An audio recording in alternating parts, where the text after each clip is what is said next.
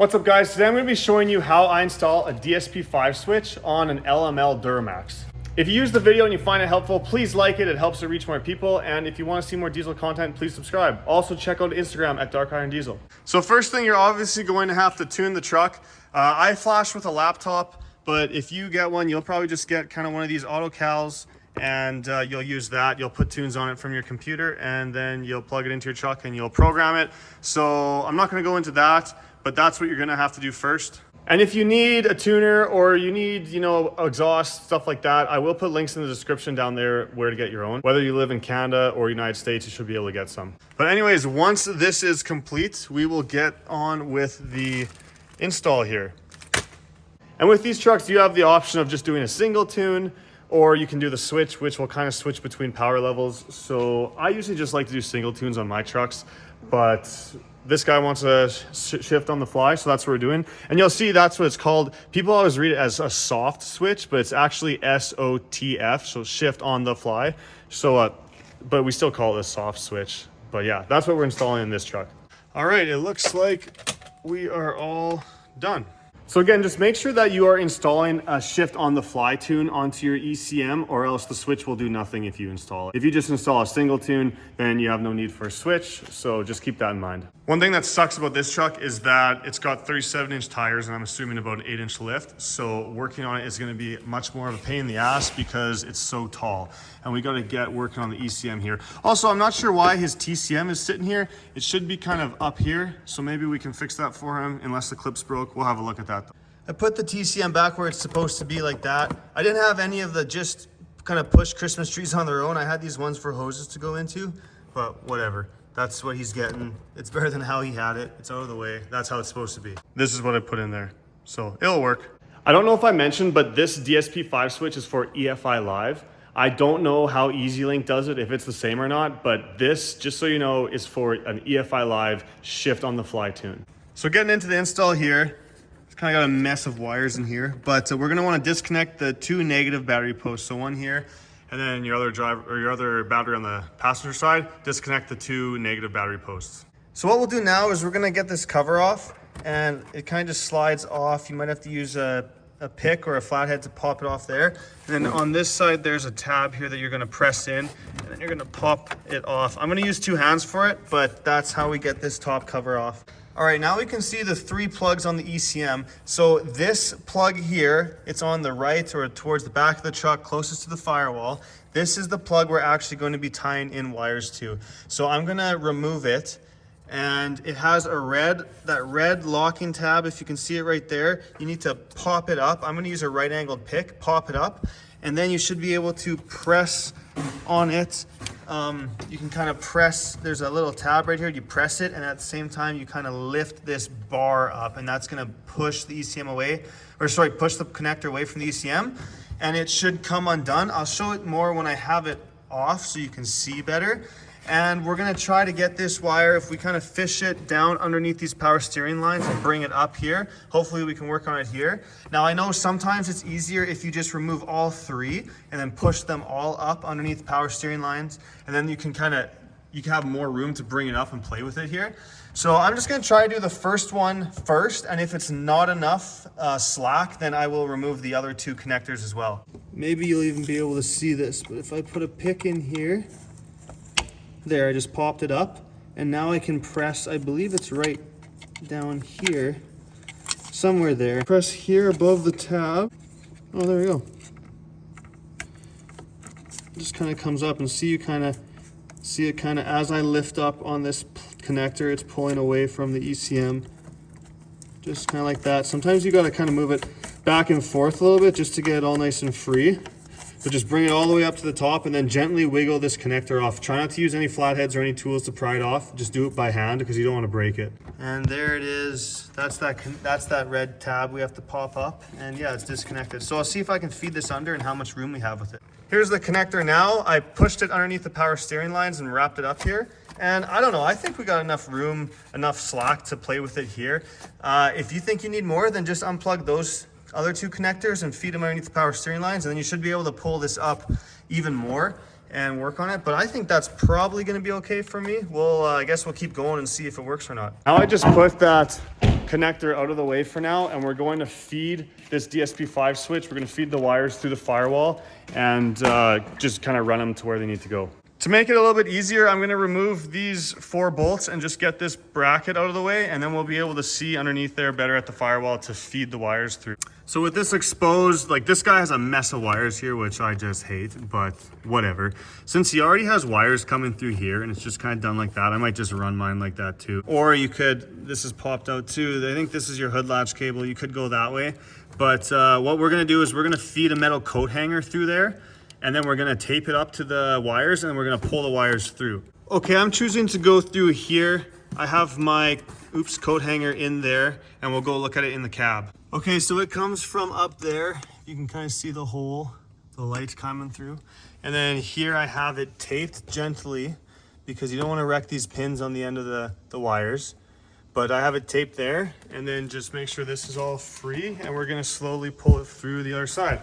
Now when you're pulling, you just want to be very gentle, and if you feel it snag on anything, then you gotta stop because you really don't want to ruin these wires. But there, I can see it already, and there, we're through. So now I have my wires and I kind of ran them down underneath the power steering pump, and then kind of along the power steering lines down there. And keep in mind, they're going to be coming up like this, like how the other wires are coming out. So if we have it like there and we leave it with some slack, we shouldn't have any problem moving it and pushing this connector back underneath the power steering lines. And then once it's all done, we can zip tie these wires in place.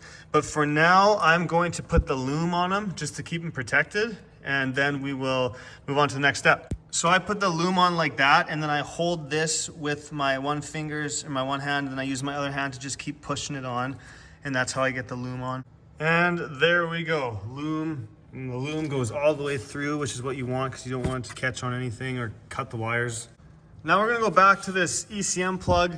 There's a zip tie right here. We're gonna cut that zip tie. And then there's a tab right here and another tab on the other side right there. We're gonna pry those up and we're gonna take this cover right here. We're gonna pop that off, just like that. Okay, now this part's a little tricky, but this gray piece right here, it's a cover and we need to pop it off. So you're gonna use a little flathead screwdriver, like I'm talking little, or a pick or something, and you're gonna kind of work it from the corners, and you're gonna very gently pry this gray piece off. Just be careful because it is fragile and you can easily break it. Here's what it's like when you get it off. I just used a right angle pick and I kind of stuck it in here and just gently rotated it and just picked it from the back corner. Really gently. I didn't break anything, so that's always a plus. And yeah, now you can see all our pins. So I'll put a picture up on the screen while I do this next part, just so you can kind of see the pins we need a little bit easier. But yeah, hopefully you can kind of get a good idea by watching me and seeing the picture. So the pins we're gonna need is 11, which you start at the top here and you count to 11. And 11 on a 2011 truck will have a yellow wire in it. If you have a 2012 to 2016 truck, you will not have any wire in the hole. You will just have a plastic pin. And we need pin 35, which is like down here somewhere. No truck should have a wire in there, but they will have a plastic pin in it.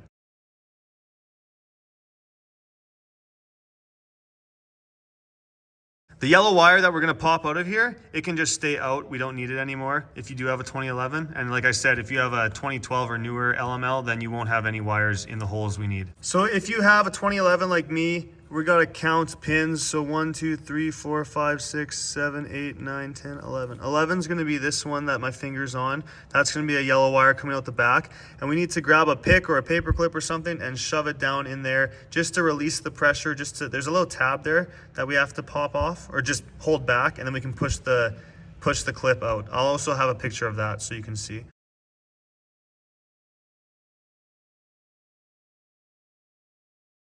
There, you can see I got it removed. I'm just gonna, partly, I'm just gonna keep pulling it out.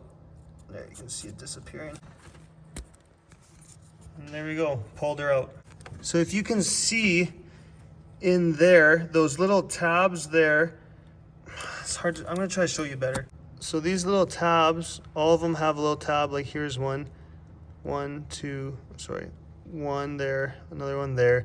You have to pop that back a little bit to get the wire out. So now hole number 11 is open, and now we need 35, which is actually on this. You have one row here, a row there, and then the third row, you have those 3 opening ones. that's actually going to be 33, 34, and 35. So right next to that orange wire with orange and black wire, that's the one we need. And it has a plastic plug in it, so we have to get that plug out. So the way I get it out is I'm going to use a 1/16 drill bit. It's actually the smallest drill bit I have in my set. It came from there, and I'm going to use this drill bit, if it'll focus on it, whatever, you know what a drill bit is. I'm going to use it to pop the plastic pin out. So I have the drill bit in slot 35 there, and you want to make sure it's right, nice and straight, and then you need to push it against a hard surface to pop the pin out. You can't do it with your fingers, it's way too strong. So I don't know how I'm going to do this. Maybe if I go here, I can probably push it against here maybe. The problem is it has to be perfectly straight, and like looking, oh, there we go, that's a little straight. So if I do that, I'm just kind of feeling it to make sure it's straight. Now I'm pushing, there we go. See how it just went through like that? Now, the pin is sticking out the back. I can just pull it out the front though. So hopefully we didn't wreck anything, because that's a big deal here. So now looking at this side, it doesn't look like it. There's still the tab there, everything's good. The black plastic tab, or sorry, it's more like it's just like a drill bit kind of, the plug, the pin, it disappeared. It fell down. I wanted to show you what it looked like, but now I can't. But yeah, basically it's the same diameter as one of those drill bits, and all these holes, like you can see, they have the plastic pins in them. So yeah, we just punched that plastic pin out, so now we're good to put wires in them. So now the yellow wire, this is the yellow wire from the switch. The yellow wire from the plug is here. We're not using that anymore. Again, if you have a 2012 or newer, you won't have that yellow wire. But this wire from the switch needs to go in hole 11 right there. And then the black wire from the switch needs to go in hole 35 right down there. So what you want to do is you want to make sure, see, these things are kind of square and only one side locks in.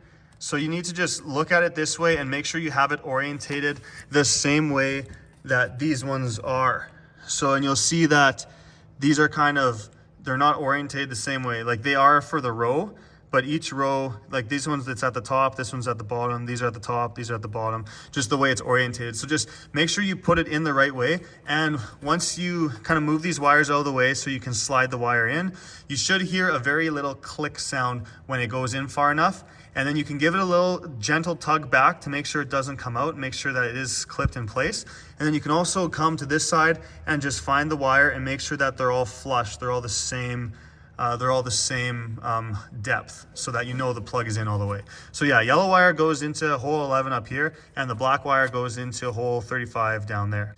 Okay, I got my two wires in place, and if you see this side, they're all good, they're all the right depth. I actually didn't hear it clip into place, but you can kind of push it in and then it won't go any further, and then just give it a little tug test back to make sure that it's seated, and then again, just check over here, make sure it's the right depth, and then you're good to go. So now what we're gonna do is we're gonna put this gray cover back on. I'll do that quick, and that will kind of snap into place, and you can tell when it's nice, and that's what it should look like. It'll protrude just a little bit from the plug. And then we're going to grab these wires. I should also mention that I did pull this harness, like this orange kind of loom or wrapping, I pulled it back a bit so I could maneuver or manipulate the wires a bit better. But now we want to replace the zip tie right here that we cut. So we want to get all these wires nice and tight down there, and we're going to zip tie that. And once that is zip tied, we will put this cover back on that we previously removed. And there it is. It is all back together, and I put this orange loom back up and I taped it all nice and tight. So now we're going to feed it back underneath those power steering lines down there and bring it back up and plug her back in. The ECM plug is back in place. There we go, and now we're just gonna push it.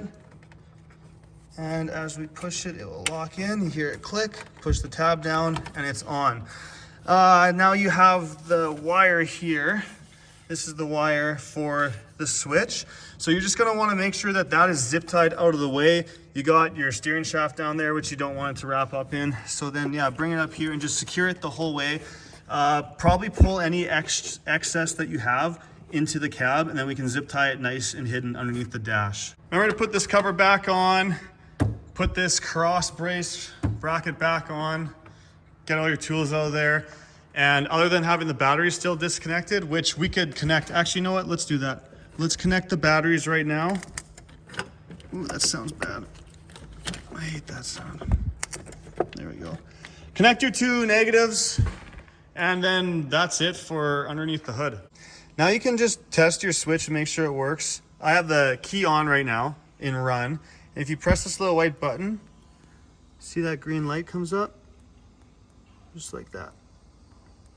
That should mean that your switch is going to be working properly. Now you can mount this switch wherever you want. All you have to do is, I believe it's a 3/8 hole here. This little plastic orientation nipple here, I usually just grab some side cutters and cut it off because I don't care about it. But yeah, you're just going to drill a 3/8 hole, and then this is a 1/2 inch nut. You're going to take it off with this little washer underneath it. You're going to pop it through the hole, put the washer back on, and then grab the knob, and there's an Allen key it comes with, and there's a hole right there. You're going to tighten the Allen key, and that's how you get this on. I am going to try to put it, I don't know where I'm going to put it. I'd like to do it up here. I'm just feeling if there's enough room, and I think there is. So I'm going to try to put it up here. I'm going to drill a 3/8 hole in there, and then I'll let you know how it goes. Okay, I took the nut and that little washer off. Then there's this other washer here, and if you see, it kind of has that prong that goes in there. That is actually, you can change how many positions this switch goes to, because this is like a generic switch. You can use it for other stuff, but like for the tune, it comes preset to 5. So just make sure that this silver one stays in the same place, or else you might have more or less than 5 positions on the switch, because the tune will only have 5. I drilled my hole up there, so I'm just gonna pop it in now and we'll check it out after. And there it is. I kind of put it a little bit further to the right than I would have liked, but there's some stuff behind here I didn't want to get in the way. So sorry, Zach. It's a little bit further to the right, but hey, leaves you another room to maybe mount this switch. I don't know what this is doing. That'll be my excuse. I left room here for you to mount a switch next to it. But yeah, no, there she is. She's kind of hidden up there nice. You got 1, 2, 3, 4, 5 tunes. Sometimes people put this on. I just think these look tacky. I think it looks nicer like this. You should know what tune your truck's in, or you can just go down to tune 1 and start from there whenever you get in your truck. Whatever you do, it's up to you. But that is it for my video. I really hope this video helped. Hopefully it's not too long, but yeah, if you did use it, if it worked for you, please like, please subscribe. Follow me on Instagram at Dark Iron Diesel. And again, links down in the description. If you want to do stuff like this to your own truck, I will have links for you there. If you got questions, shoot me a message on Instagram or ask me in the comments and I'll try to reply to you. But yeah, I'm just gonna put this dash back together. Where is it? There. And then yeah, this truck is good to go. So thanks guys for watching, and I hope to see you on another video.